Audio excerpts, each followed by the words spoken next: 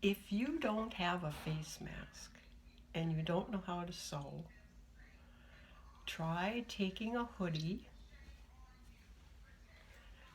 putting it on backwards, then you take the drawstrings and you kind of gather up the material.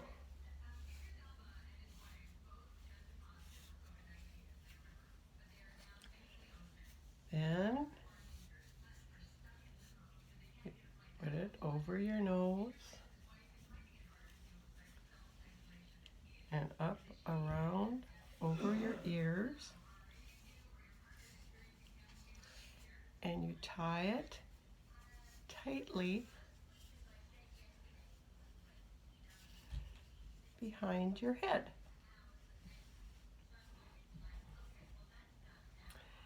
Then you've got kind of this sack hanging here, so you could take some of that extra material and tuck it into the neckline a little bit. And you would have a face covering,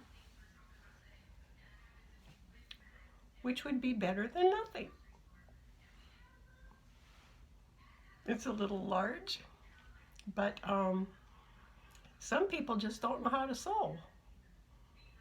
And this is, you can just use your hoodie in an alternative way.